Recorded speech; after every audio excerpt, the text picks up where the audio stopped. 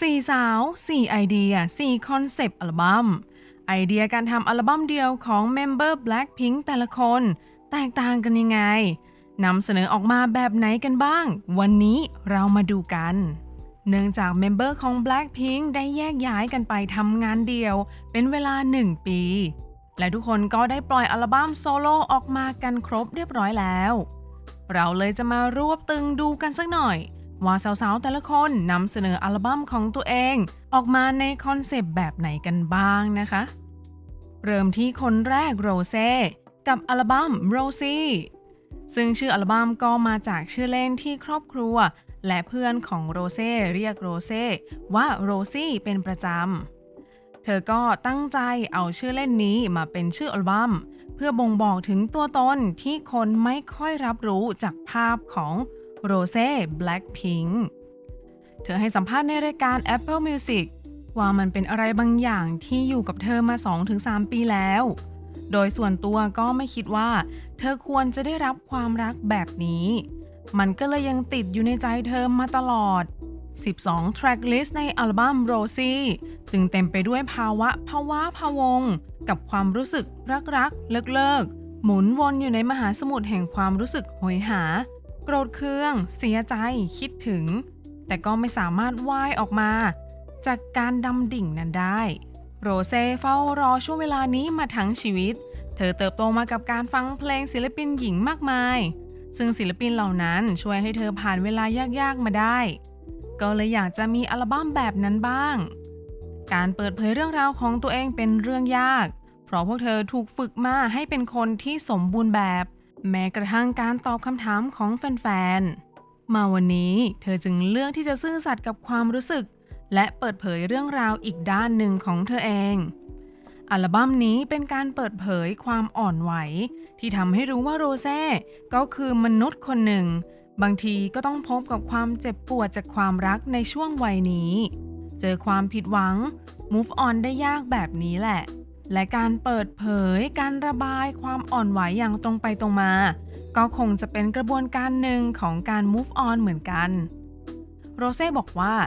ทุกวันนี้ฉันก็ตกใจเหมือนกันที่ตื่นมาแล้วพบว่าฉันไม่ได้พูดถึงเรื่องแฟนเก่าอีกแล้วเพราะมันออกมาสู่เพลงและฉันรู้สึกดีมากที่ได้ทำอัลบั้มนี้มาต่อกันที่อัลบั้ม Amotage ของจีซูเนื่องจากเป็นมินิอัลบั้มที่ถูกปล่อยออกมาเป็นของขวัญให้แฟนๆโดยจีซูใช้เวลาว่างจากการถ่ายซีรีส์มาทำจึงมีแค่4เพลงในอัลบั้มนี้และมีเรื่องราวสั้นๆสำหรับอัลบั้มนี้นะคะชื่อ Amotage มาจากการผสมคำว่า Amour ที่แปลว่าความรักในภาษาฝรั่งเศสและ Montage ที่แปลว่าการตัดต่อรวมกันแล้วก็สื่อถึงการรวบรวมเรื่องราวความรักในหลากหลายแง่มุมมาไว้ในอัลบั้มนี้แต่ละเพลงในอัลบั้มนี้นำเสนอ Fragments of Love หรือชิ้นส่วนของความรักที่แตกต่างกันคอนเซปต์ของอัลบั้มแสดงถึงความหลากหลายทางอารมณ์และสไตล์ตั้งแต่ความอ่อนหวานไปจนถึงความเข้มแข็งเพลง Earthquake เป็นแนวป๊อปที่มีจังหวะสนุกสนานสะท้อนถึงความรู้สึกที่ตื่นเต้นและไม่แน่นอนในช่วงเริ่มต้นของความรัก Your Love เพลงป๊อปที่มีจังหวะเบาสบายถ่ายทอดความอบอุ่นและความสุขของความรักที่ลึกซึ้งขึ้น Tears เพลงป๊อปที่มีจังหวะสนุกสนานแต่เนื้อหาเกี่ยวกับความเจ็บปวดจากการเลิกราแสดงถึงการซ่อนความเศร้าไว้ภายใต้รอยยิ้ม Hug and Kiss เป็นเพลงแนวซินท์ป๊อปที่ทันสมัยสื่อถึงความรู้สึกอิสระและการค้นพบตัวเองหลังจากผ่านความเจ็บปวดมาแล้วโดยรวมแล้ว Amotage เป็นอัลบั้มที่สะท้อนความสามารถของจีซูในการถ่ายทอดเรื่องราวความรักผ่านดนตรีและภาพลักษณ์ที่หลากหลายปล่อยออกมาให้แฟนๆได้ฟังกันอย่างมีความสุขในวันวาเลนไทน์มาต่อกันที่อัลบั้ม Alter Ego ของลิซ่า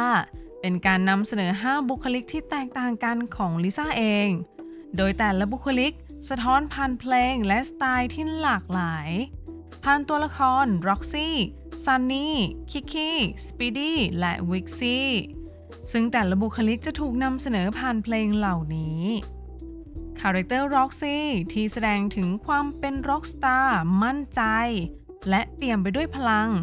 เป็นตัวแทนของเพลง Rockstar Bad Girl และ Chill คาแรคเตอร์ที่2 Sunny เป็นความอบอุ่นสดใสและเป็นธรรมชาติอาจจะสื่อถึงเพลง Born Again Moonlit Floor และ Dream คาแรคเตอร์ต่อมาคือคิคิซ่อนความขี้เล่นมีเสน่ห์และสนุกสนานสื่อถึงเพลง New Woman และ Rapunzel ต่อไปคือ Speedy แสดงถึงความเร็วแรงและความกล้าหาญสื่อถึงเพลง Elastic Girl When I'm With You และ Lifestyle คาแรคเตอร์สุดท้าย Wixie แสดงถึงด้านที่ลึกลับเซ็กซี่น่าค้นหาเป็นตัวแทนเพลง Thunder และ F Up the World Alter Ego แสดงถึงความสามารถที่หลากหลายของลิซ่าในฐานะศิลปินเดี่ยวซึ่งนำเสนอผ่านบุคลิกที่หลากหลายของลิซ่าและสไตล์ดนตรีที่แตกต่างกันในอัลบั้มนี้และสุดท้ายอัลบั้ม Ruby ของเจนนี่ชื่ออัลบั้ม Ruby ที่แปลว่าอัญมณีทับทิมซึ่งเป็นสัญลักษณ์ของความหลงไหลความมั่นใจและพลังแห่งความรักเหตุผลที่เลือกชื่อ Ruby ก็เพราะมันสื่อถึงตัวตนของเจนนี่เธอเคยกล่าวว่า Ruby เป็นอัญมณีที่สะท้อนถึงตัวตนของเธอทั้งความแข็งแกร่งและเสน่ห์ที่ไม่เหมือนใครสื่อถึงความหรูหราและทรงพลังในสีแดงของ Ruby เป็นสัญลักษณ์แห่งความกล้าหาญความปรารถนาและความร้อนแรงซึ่งสะท้อนถึงแนวเพลงและอารมณ์ของอัลบั้มนี้และ Ruby ยังเป็นชื่อเล่นของเจนนี่ในวัยเด็กมีข่าวลือว่าแม่ของเจนนี่เคยเรียกเธอว่า Ruby Jane ซึ่งเป็นชื่อกลางของเธอเจนนี่ Ruby Jane Kim เจนนี่กล่าวว่าอัลบั้มนี้มีความหมายกับเจนนี่มากเพราะมันเป็นการถ่ายทอดเรื่องราวในฐานะศิลปินเดี่ยวผ่านเสียงและมุมมองของเธอเองโดยอัลบั้มนี้ได้แรงบันดาลใจมาจากบทละคร As You Like It ของเชคสเปียร์